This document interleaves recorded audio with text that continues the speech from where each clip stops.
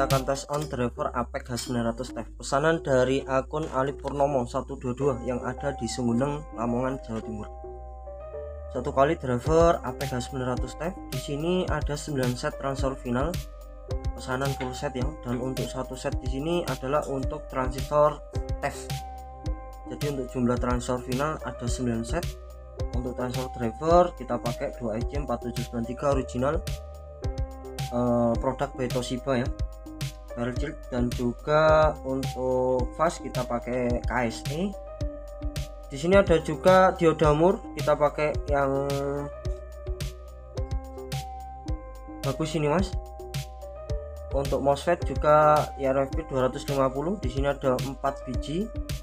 Kita menggunakan IRFP produk IOR atau OM ya.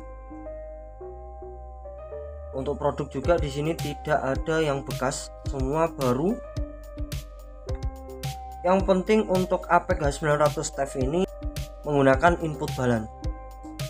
Karena untuk driver di sini belum include input balan, namun sebenarnya wajib menggunakan input balan.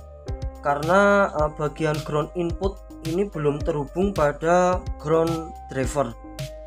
Jadi apabila kita mengetes menggunakan unbalan atau kita belum menambahkan kit rangkaian input balan, nanti kita akan menemukan DCO yang sangat tinggi.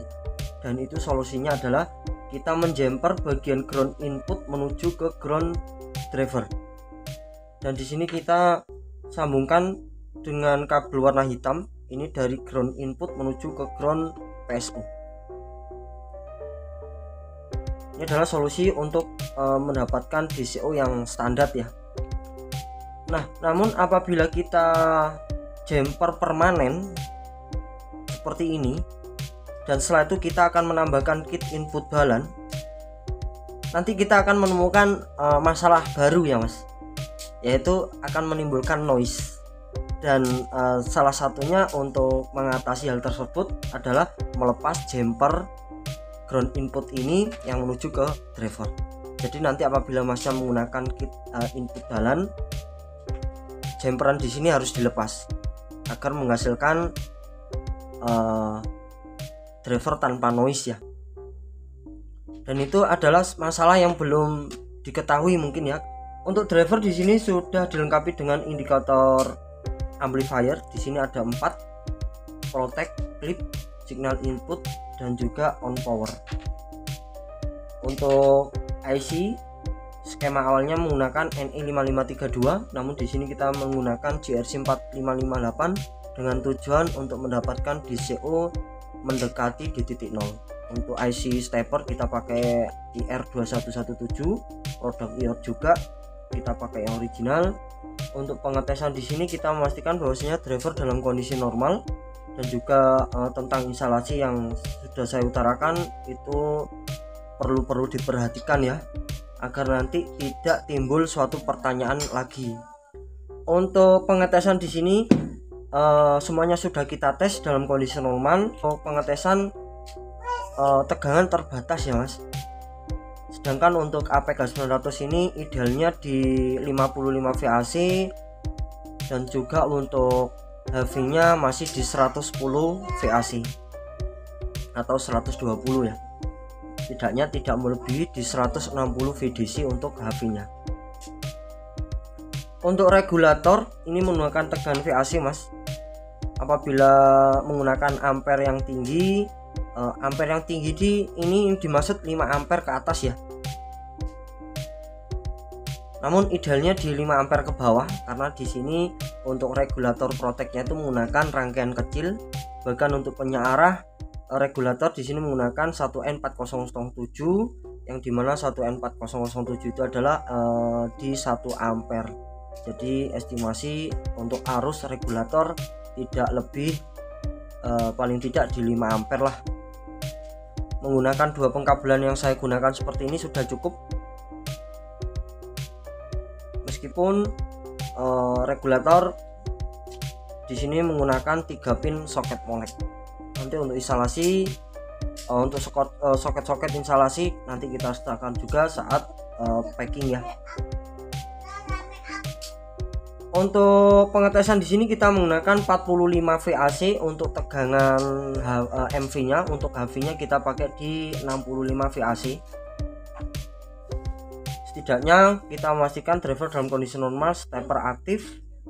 Secara detail kita sudah mengecek keseluruhan. Alhamdulillah untuk driver siap dikirim ya Mas. Nanti semua tergantung dari siapa yang instalasi dan bagaimana cara instalasinya. Oke, di sini Protect dalam keadaan saturasi saat all on sudah kita aktifkan.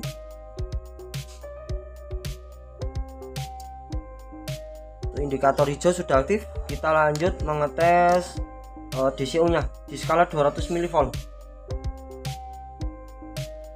Di sini sudah mendekati di titik 0 ya, 1, untuk DCO nya ini sudah disetting otomatis. Jadi untuk driver hanya dilengkapi dengan adjust tegangan bias. Untuk tegangan bias di final ini mendekati 0 ya, karena ini menggunakan sistem TEF. Jadi kita acuannya ambil di kaki basis transfer TEF 364, di sini 360, sudah mendekati keseimbangannya ya. Nah untuk tegangan bias ini nanti tetap disesuaikan lagi dengan tegangan yang ada. Tidak mungkin juga teman-teman menggunakan tegangan yang sama saat kita menggunakan video test on seperti ini. Untuk estimasi tegangan bias di 390 atau 400 lah. Yang pastinya untuk semakin tinggi tegangan bias, transistor final akan semakin panas namun suara akan jernih dan bertenaga. Namun apabila bias over, itu dapat mengakibatkan transistor final jebol ya Mas. Kita tampilkan untuk sinusnya, bahwasanya apak ini perlu input balan.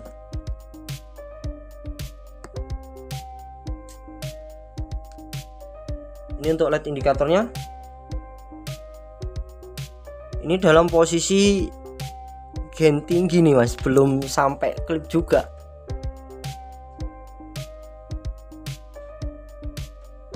Ini saya bantu menggunakan pembostingan frekuensi deequalizer sampai mentok, baru bisa mendapatkan atau kita baru bisa menemukan signal cacat yang ada di APK 900. Sangat lebar sekali untuk lembahnya.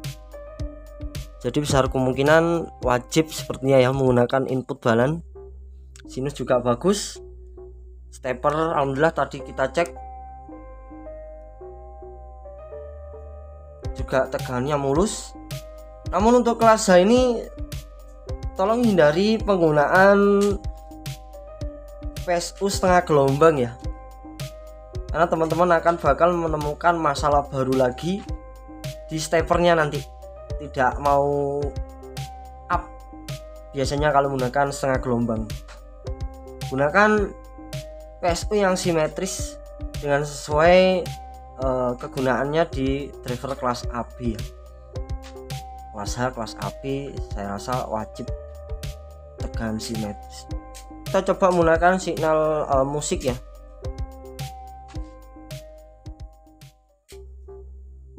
Jadi pembostingan seperti tadi untuk indikator klip belum menggapai di titik klip, masih jauh masih. Dan ini sudah terhubung pada speaker, kita pakai di beban 4 ohm dan dalam posisi senyap. Kita tinggal angkat potensinya saja Mas.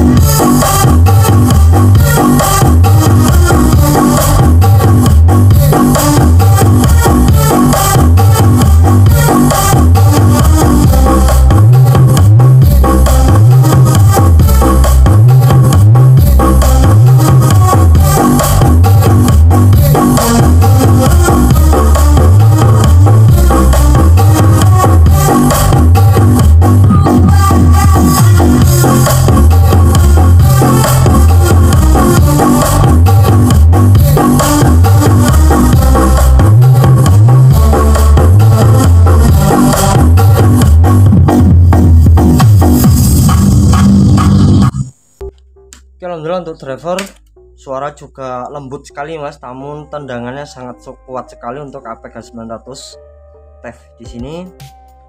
Nanti disesuaikan juga dengan tegangan biasnya dan juga beban yang digunakan. Mantap sekali masih untuk APK 900. Terima kasih banyak buat akun Ali Purnomo yang ada di Sumbeneng, Lamongan. Semoga cocok. Assalamualaikum warahmatullahi wabarakatuh.